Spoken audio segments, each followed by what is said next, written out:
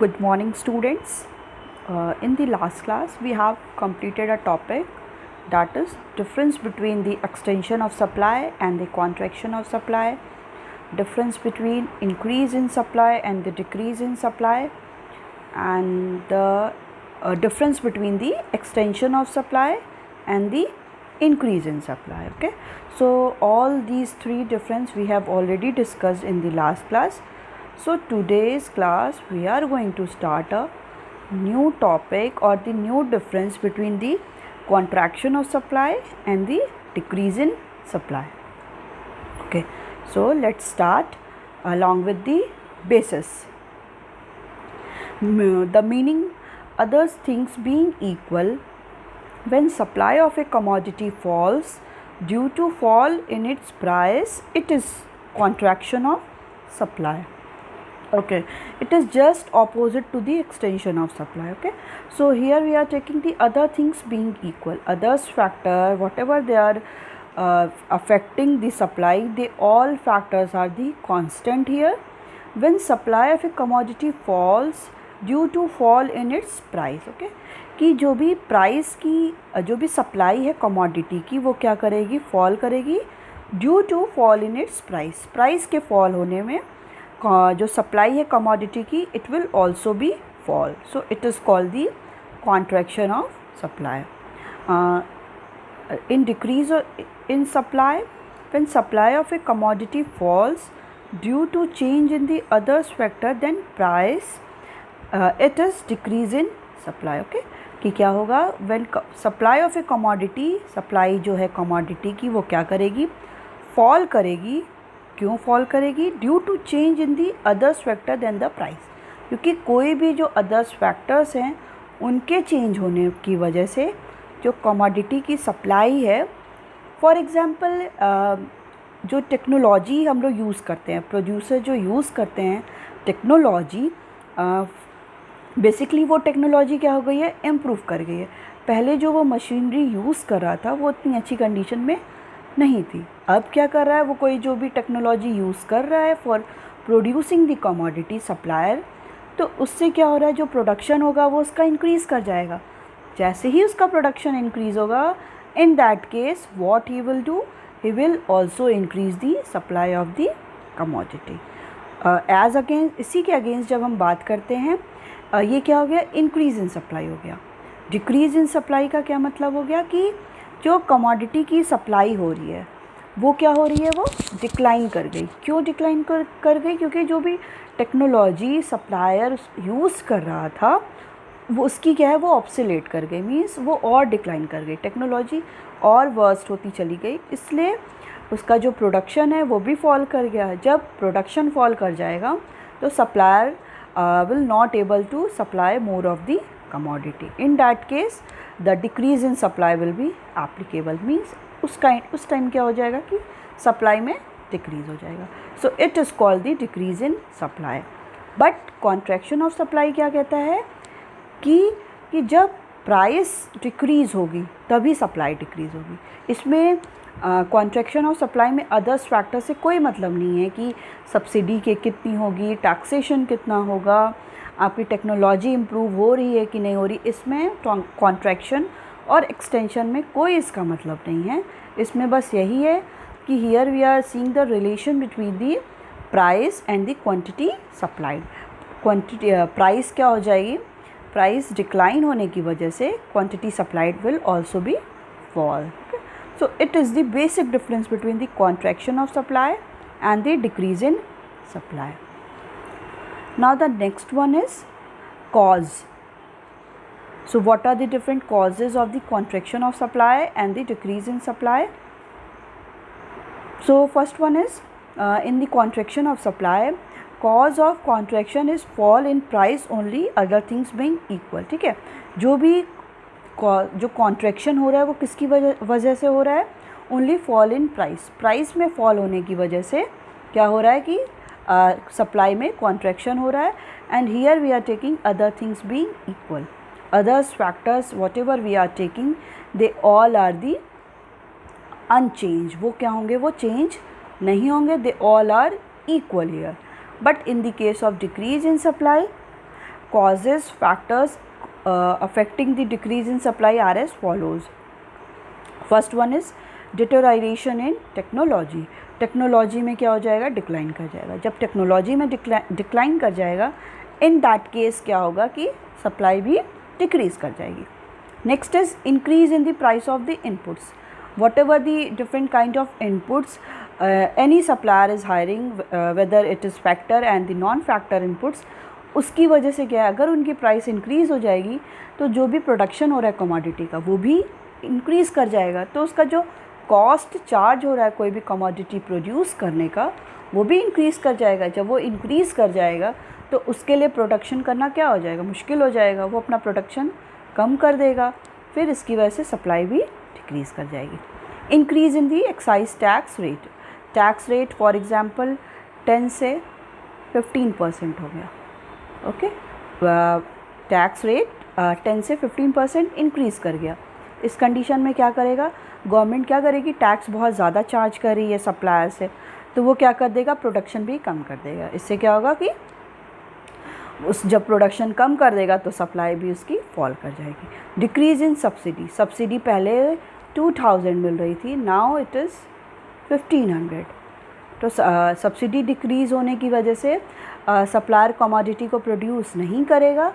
In that case क्या होगा, decrease in supply. Next in the increase in the price of the other goods. जो other goods हैं, जो हम लोग जिसमें रिलेटेड गुड्स क्या क्या लेते हैं, substitute goods and the complementary goods. ठीक है, उनकी प्राइस में चेंज होने की वजह से क्या हो जाएगा, हमारा सप्लाई कम हो जाएगी और decrease in supply. Next is decrease in the number of firms in the market. Okay, जो भी नंबर ऑफ फर्म्स हैं वो क्या होंगी, डिक्रीज़ कर जाएंगी, तो सप्लाई भी क्या हो जाएगी, डिक्रीज़ कर जाएगी. So these all are the some causes or the reason for the decrease in supply. कि supply जो decrease हो रही है तो इसके कुछ ये causes हैं. Okay, now the next one is tabular presentation.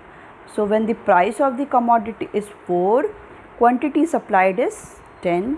When the price decreases to 2, the quantity supplied is also decreases up to the 8. Okay, when the price decreases, supply also decreases. In the decrease in supply, when the price, here we are taking the constant because in the case of decrease or increase in supply, there is no change in the price of the commodity. commodity की price में कोई भी change नहीं होता, जो others factors होते हैं उनमें change होता है. तो when the price is 10, quantity supplied is 4. When the price is same as before, the quantity supplied declining up to 2 unit. Okay, so we will plot these value on the diagram. Yes, so graphical presentation, it is shown by the movement from an upper point to lower point on the same supply curve. Okay, in the case of extension of supply and the contraction of supply, there is movement on the same supply curve. Okay, supply curve क्या होगा, it will be always be same. ये नहीं होगा कि जो curve है वो rightward और लेफ्टवर्ड शिफ्ट होगा. This is wrong in the case of extension and contraction. Okay, but if we talk about the increase in supply और the decrease in supply, in that case the curve will shift to the rightward और the curve will shift to the leftward. It is right in the case of increase in supply. Okay, sorry, it yes, in the contraction of supply we are taken price on the y axis and quantity on the x axis. Okay, yes, so when the price is 4, 2, 4, quantity supplied we will take 2, 4, 6, 8, 10. Okay, when the price is 4, quantity supplied is 10. Okay, see the diagram. And when the price is 2, quantity supplied is 8. Okay, so we get this point, A point and B point. Okay, we will merge it and draw a supply curve. In the case of contraction of supply, what will happen? First case में क्या था, price 4 थी तो quantity supplied 10 हो रही थी. जैसे ही price decline हुई तो क्वांटिटी सप्लाइड भी डिक्लाइन हो गई. तो हम लोग क्या है, from this point means point A से हम लोग शिफ्ट किस पे हुए हैं, पॉइंट बी पे. तो ये क्या हो गया, कॉन्ट्रैक्ट कर गया. इस कॉन्ट्रैक्शन की वजह से क्या हो गया, सप्लाई भी हमारी कॉन्ट्रैक्ट कर गई. मीन्स प्राइस के डिक्रीज़ होने से क्वांटिटी सप्लाइड भी डिक्रीज़ हो गई. So here there is movement along the same supply curve. Same supply curve पे ही मूवमेंट हो रहा है. कर्व हमारा राइटवर्ड और लेफ्टवर्ड नहीं शिफ्ट हो रहा है. तो this is called the contraction of supply. Okay, here when we talk about the decrease in supply. Okay, so let's put it the value here, price and quantity supplied. So price will be, we will taken as 10 and here 2 4. Okay, when the price is 10, quantity supplied is 4. Okay, we get this point, point A. Okay, now draw a supply curve that is SS, and when the price is 10, quantity supplied is 2. So we get this point B and supply curve S1 S1. So the curve is shifted to the leftward from point A to point B. This is called the decrease in supply. Okay, I think अब तक ये clear हो गया होगा.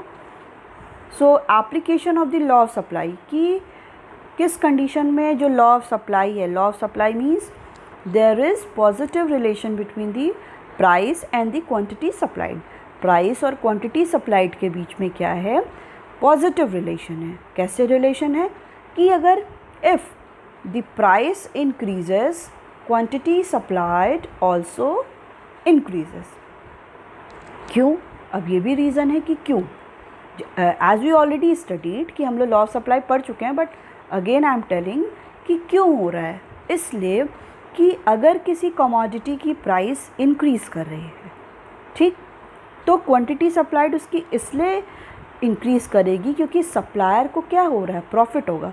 पहले वो commodity 10 rupees की मिल रही थी, बट अब वो कमोडिटी अगर 15 रुपीज़ की मिलेगी तो अब जो सप्लायर के पॉकेट में प्लस 5 रुपीज़ एक्स्ट्रा जा रहा है कि नहीं जा रहा है. पहले वो 10 में सोल्ड आउट कर रहा था, अब वो उसी को 15 में सोल्ड आउट कर रहा है, तो 5 रुपीज़ एक्स्ट्रा गया उसके पास. ये 5 रुपीज़ एक्स्ट्रा के लिए वो क्या करेगा, अपनी सप्लाई को और ज़्यादा इंक्रीज़ कर देगा. Okay, that's why there is relation between the there is positive relation between the price and the quantity supplied. When price increases, quantity supplied also increases, and when the price decreases, quantity supplied also decreases. Why? Because पहले वो 10 rupees में supplier 10 rupees में अपने commodities को sold out कर रहा था. अब क्या है, उसको 8 रुपीज़ में कमोडिटी को सोल्ड आउट करना है. तो उसके लिए -2 हो गया कि नहीं. पहले 10 रुपीज़ में कर रहा था, अब उसको 8 रुपीज़ में कमोडिटी को सोल्ड आउट कर रहा है, तो -2 उसके लिए ये लॉस हो रहा है.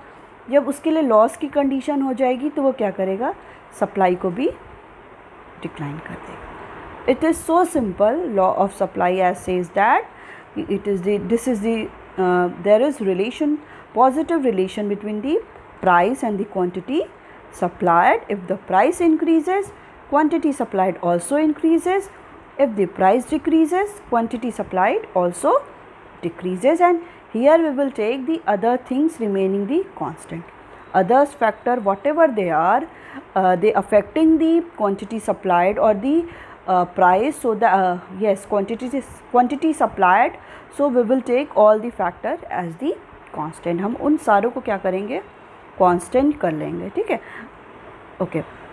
So in the case of contraction of supply, law of supply is applicable because here what we are taking as the when the price decreases, quantity supplied also decreases, as already it is said by the law of supply. So law of supply यहाँ पे applicable होगा as supply of the commodity responds to its price, कि जो supply of the commodity वो क्या है, वो price का ही respond है, वो price के ही according supply भी decide हो रही है, and other things being equal, others factors को we are taking as the constant. But in the case of decrease in supply, law of supply is not applicable as supply of the commodity is affected by the others factor affecting it then its price. ठीक है, यहाँ पे law of supply क्या है, applicable नहीं है, because कि जो भी supply of the commodity है वो कितनी commodity की supply होगी, it is totally depend upon the others factor, other factor पे depend करता है then its price. तो लॉ ऑफ सप्लाई यहाँ पे एप्लीकेबल नहीं होगा, क्योंकि लॉ ऑफ सप्लाई किसके बीच में स्टडी करता है, price and the quantity supplied. But in the case of decrease and increase in supply we are taking the relation of the supply of the commodity and the others factor which are affecting the supply. So description is less is supplied at less price, other things being equal. Okay, less of the commodity supply होगी when the price is less, and we will take the other things being equal. In the case of decrease in supply, less is supplied at the same price and same is supplied at the more price. Okay, less supply होगा जब price same होगा. For example, less is supplied at the same price. Price अगर 10 है तो quantity supplied less होगी 4 2. Okay, next क्या कह रहा है, same is supplied at the more price. Price अगर आपका मोर प्राइस हो गया है, आपका मीन्स प्राइस आपका 10 to 12 हो गया है and supply will be 8. Okay, so more will be more price and same commodity, same supply of the commodity. Okay, so it is the basic difference between the contraction of the supply and the decrease in supply. Yes, next topic is from there we have completed the difference between the all of them, increase in supply, decrease in supply, contraction of supply, and the extension of supply and the increase in supply, and the contraction of supply and the decrease in supply. We have completed all the differences. So now the next topic is causes of rightward shift in the supply curve. As we already studied all these points, so we will not take all these points in thoroughly. So causes of rightward shift in the supply curve, क्या कौन से ऐसे causes हैं जो supply curve को rightward की ओर shift करते हैं, मीन्स S1 की ओर शिफ्ट करते हैं. कैसे, कौन से ऐसे कॉजेज़ हैं. फर्स्ट कॉज हो गया इम्प्रूवमेंट इन टेक्नोलॉजी. अगर टेक्नोलॉजी क्या होगी, वो इम्प्रूव कर जाएगी तो क्या होगा, कमोडिटी का प्रोडक्शन भी इम्प्रूव कर जाएगा, वो भी इंक्रीज़ कर जाएगा. प्रोड्यूसर क्या करेगा, मोर कमोडिटी को प्रोड्यूस करेगा. सप्लायर क्या करेगा, मोर कमोडिटी को सप्लाई करेगा. फिर the curve will shifted to the rightward. Okay, just opposite next of the leftward shift, deterioration in technology. Okay, in this case the curve will shift to the leftward. Okay, S1. Okay, the curve will shift. Here we can take the here we can take all these value as the S2. Okay, so from SS to SS2. Okay, the curve will shift to the, okay, I will make it another one. Okay, so first of all we will study the rightward shift of the supply curve. Okay, so first one is improvement in technology.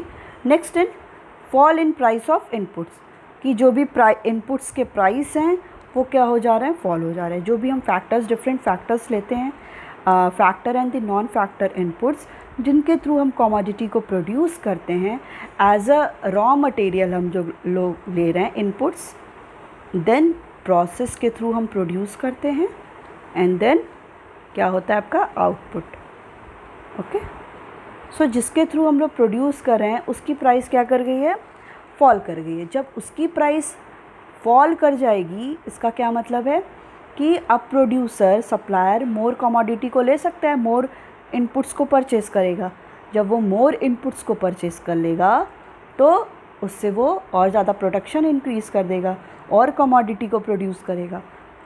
जब मोर commodity को produce करेगा तो उसकी supply भी increase होगी। जब supply increase होगी with the increase in price, then the curve will shift to the rightward. Okay, next is fall in excise tax rate और increase in subsidies। इसमें क्या होगा कि टैक्स रेट क्या हो गया है, फॉल कर गया है। फॉल कैसे, 10 to 8% हो गया। तो जब एक्साइज जो भी टैक्स रेट है जो गवर्नमेंट इम्पोज करती है वो फॉल कर जाएगा तो कमोडिटी और ज़्यादा प्रोड्यूस होगी, क्योंकि अब क्या है गवर्नमेंट को जो पे कर रहा है डिफरेंट प्रोड्यूसर और सप्लायर अब कम पे करना पड़ेगा, इससे वो और कमोडिटी को प्रोड्यूस करेगा। Then the curve will shift to the rightward and increase in subsidy. Subsidy पहले 2000 मिल रही थी कोई भी कमोडिटी को परचेज़ करने के लिए, जैसे वो डिफरेंट इनपुट्स को जो यूज़ करता है उस पे उसको सब्सिडी मिल रही थी, फाइनेंशियल असिस्टेंस मिल रही थी थ्रू दी गवर्नमेंट। तो इस कंडीशन में क्या हो रहा था कि अब क्या है वही वो इंक्रीज़ होके 2500 हो जा रहा है। ओके, जब सब्सिडी इंक्रीज़ कर जाएगा तो किसी भी सप्लायर के लिए प्रॉफिट होगा, वो और रॉ मटेरियल को परचेस करेगा। इन दैट केस क्या होगा, curve will shift to the rightward. Next one is fall in the price of the other goods. जो भी हम अदर गुड्स ले रहे हैं, whether it is substitute goods और the complementary goods, as we already discussed in the when we are discussing the factors affecting the supply. So जब price of other goods की क्या होगी, fall होगी, complementary goods and the substitute goods, in that case जब price fall करेगी with respect to the other product, as we taken in the in the case of substitute goods what we are taking, the tea and coffee. Okay, and in the case of it is for substitute goods. In the case of complementary goods we are taking the car and petrol.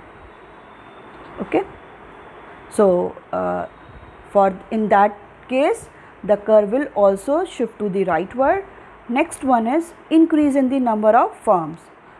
Increase in the number of firms means कि firms का जो number है, पहले firm क्या थी 10 थी, अब firm increase होकर 20 हो गई हैं। तो जब ज़्यादा हो जाएंगी तो वो ज़्यादा प्रोडक्शन भी करेंगी। ठीक है, जब ज़्यादा प्रोडक्शन होगी तो कमोडिटी की सप्लाई भी इंक्रीज़ करेगी and then curve will shift to the rightward. Next one is causes of leftward shift in the supply curve. Okay, it is just opposite of the rightward shift of the supply curve. So SS2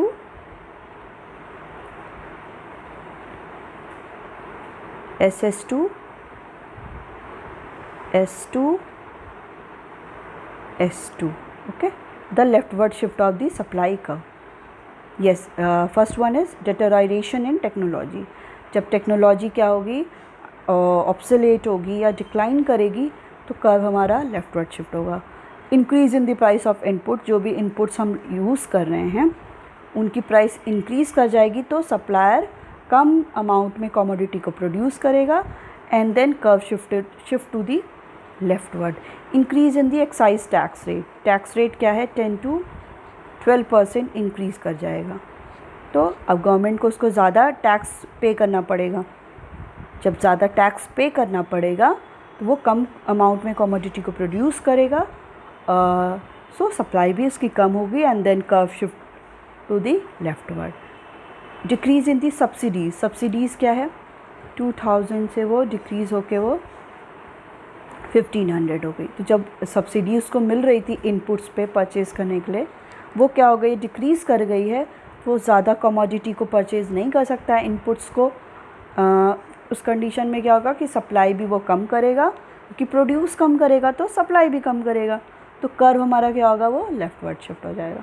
increase in the price of the other goods, जो भी price है other goods के, उनकी increase होने की वजह से जो उसका मेन प्रोडक्ट है, जो जिसकी वो सप्लाई कर रहा है, उसकी क्या हो जाएगी, डिमांड कम हो जाएगी, सप्लाई भी उसकी कम हो जाएगी क्योंकि डिमांड भी कम हो जाएगी। इस कंडीशन में क्योंकि प्राइस के कम होने की वजह से सप्लाई भी कम हो जा रही है, इस कंडीशन पे क्या करेंगे कि उस कंडीशन में ये होगा कि वो सप्लाई कम कर देगा। जब सप्लाई कम करेगा तो कर्व हमारा लेफ्टवर्ड शिफ्ट हो जाएगा। Decrease in the number of forms, number of forms क्या हैं, 10 से 5 हो गई। तो जब नंबर ऑफ़ फॉर्म्स कम हो जाएंगी तो कमोडिटी जो भी सप्लाई हो रही थी डिफरेंट सप्लायर, वो भी कम हो जाएगी। इन दैट केस जो कर्व है वो हमारा राइटवर्ड शिफ्ट हो जाएगा। Okay, so it's all about your causes of rightward shift in the supply curve, causes of leftward shift in the supply curve. Now the next topic is price elasticity of supply. Okay, as we already discussed in the chapter demand, that is we have studied the price elasticity of demand. Okay, it is called the price elasticity of demand. तो ये क्या है, उसी के just parallel चलेगा।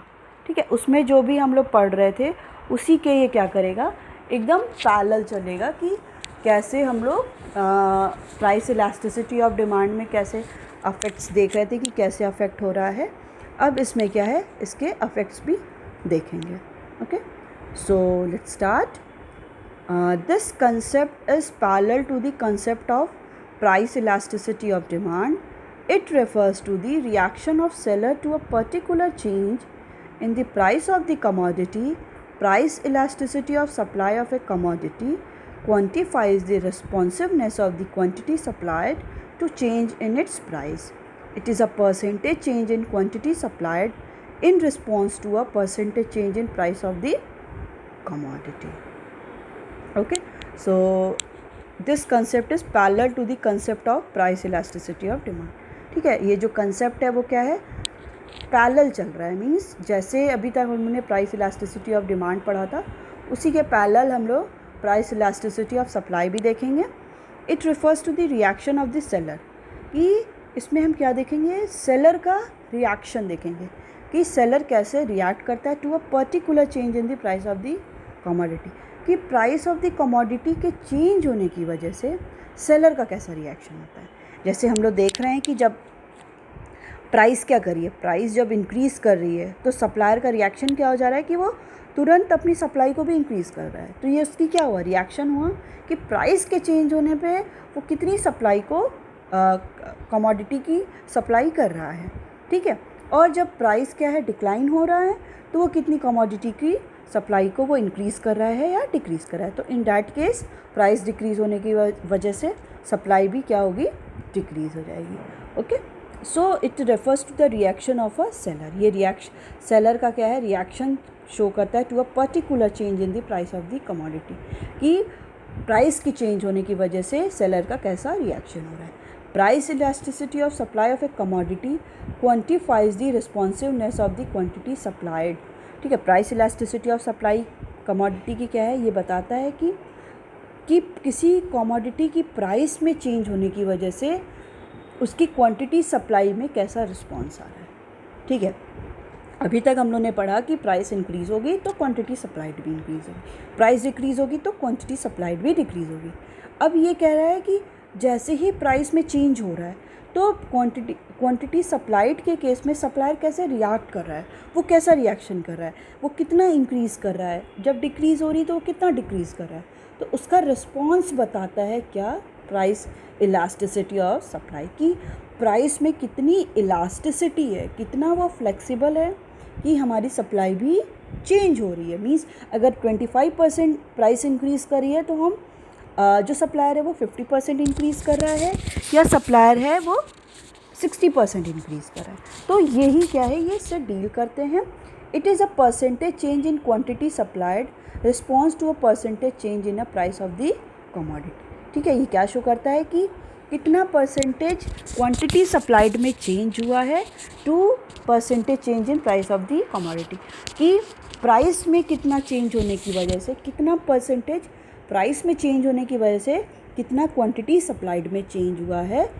ये किसकी बात करता है, price elasticity of supply. Okay, कि for example if there is percentage change in quantity supplied in response to percentage change in price of the commodity, कि प्राइस में कितना परसेंटेज चेंज हुआ, मतलब अगर 25% प्राइस में चेंज हो रहा है तो क्वांटिटी सप्लाइड में कितना चेंज होगा, वेदर सप्लायर 30% चेंज करेगा कि 35% चेंज करेगा, तो यही होता है price elasticity of supply. The simple formula of the price elasticity of supply is that PES, in short form we will written like this, price elasticity of supply, which is percentage change in quantity supplied to percentage change in price, okay, of any commodity, X commodity, Y commodity, Z commodity. So कि price में change होने की वजह से price में कितना ज़्यादा change हुआ, so that how much change in occur in the quantity supplied also. Okay, so it's all about your today's class. We will continue further in the next class. Thank you.